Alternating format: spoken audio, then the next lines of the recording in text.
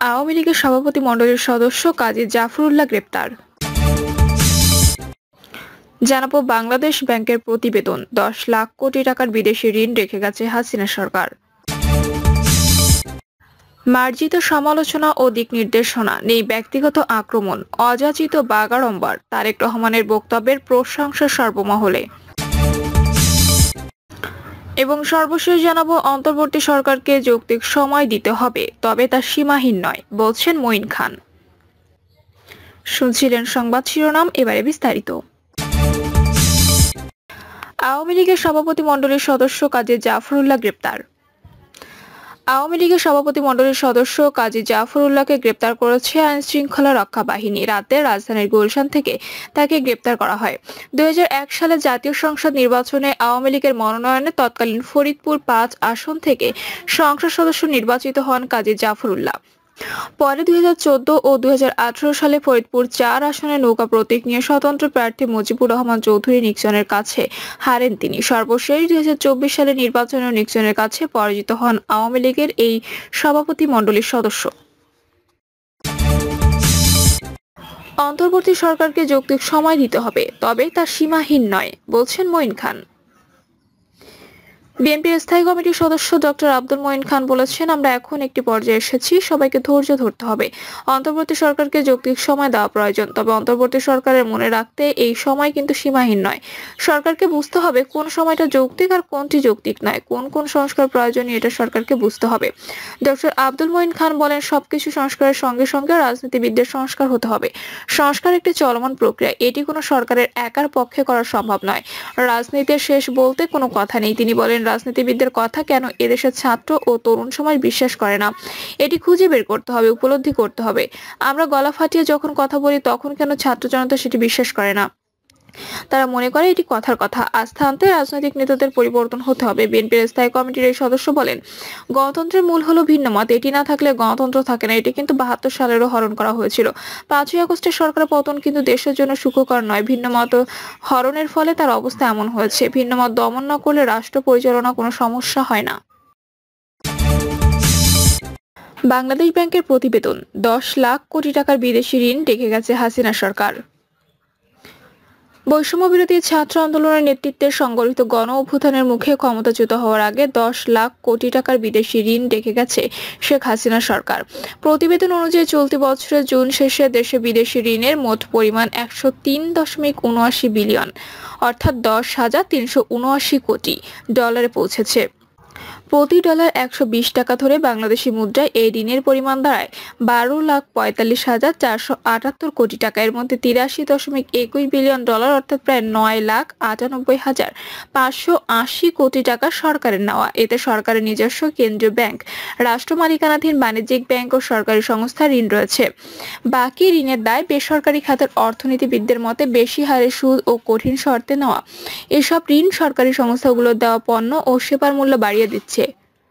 2009 সালের 6 জানুয়ারি শেখ হাসিনার নেতৃত্বে সরকার গঠন করে আওয়ামী লীগ। ওই সময় অর্থাৎ 2008 ও 9 সাল থেকে সরকারের বিদেশি ঋণ ছিল 50.36 বিলিয়ন ডলার, অর্থাৎ গত 15 বছর 8 মাসের ব্যবধানে দেশে বিদেশি ঋণ বেড়েছে 53.42 বিলিয়ন ডলার।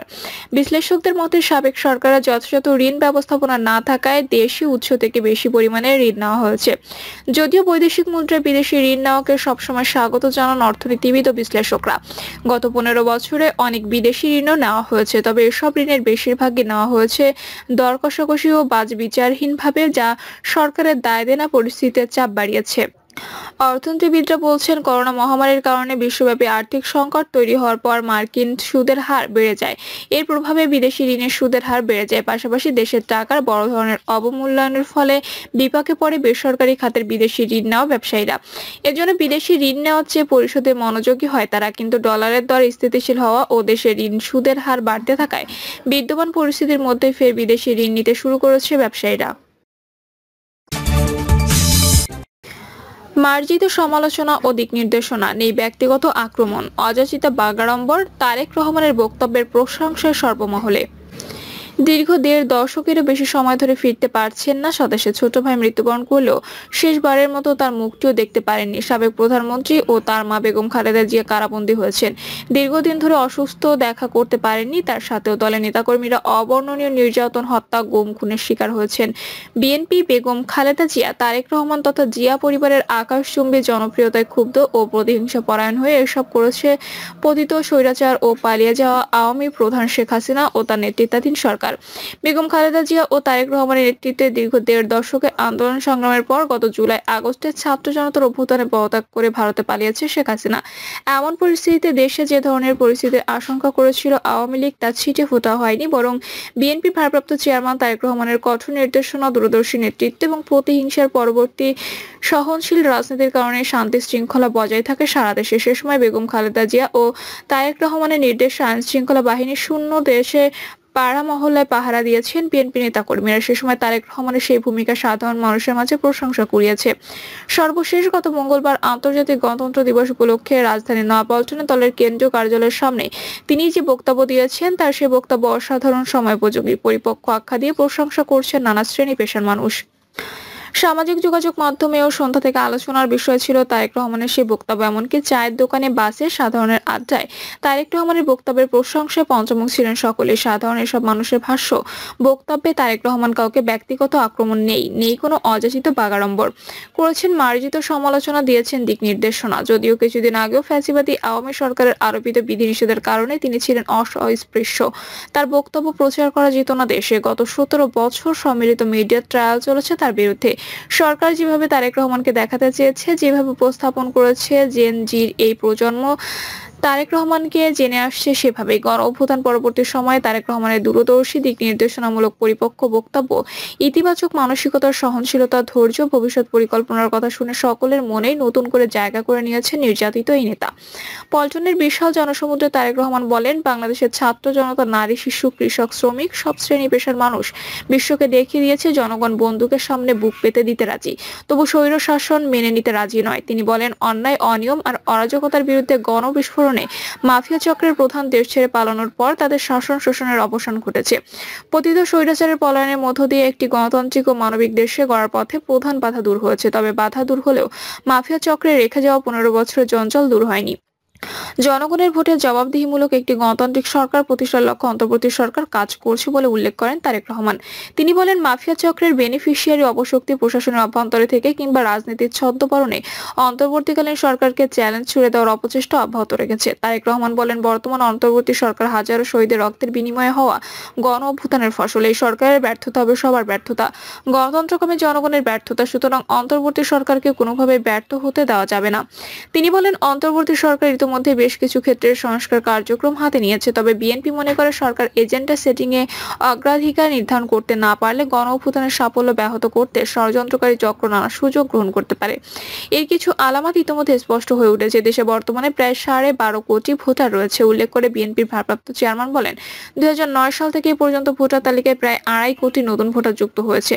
ভোটার হওয়ার পর তরুণ প্রজন্ম একটি জাতীয় নির্বাচনে ভোট দেওয়ার সুযোগ পায়নি। দেশের জনশক্তির অর্ধেক নারী এবং তারুণ্যের এই বৃহৎ অংশকে রাজনৈতিক অংশীদারত্বের বাইরে রেখে একটি বৈষম্যহীন মানবিক রাষ্ট্র গঠন সম্ভব নয় বলে মনে করেন তারেক রহমান। উন্নত এবং নিরাপদ বাংলাদেশের জন্য আরও কিছু রাজনৈতিক দলের প্রয়োজন রয়েছে বলে জানিয়েছেন তারেক রহমান। তিনি বলেন, এতে দোষের কিছু নেই, কারণ শেষ পর্যন্ত জনগণই চূড়ান্ত সিদ্ধান্ত নেবে তারা কাকে সমর্থন জানাবে।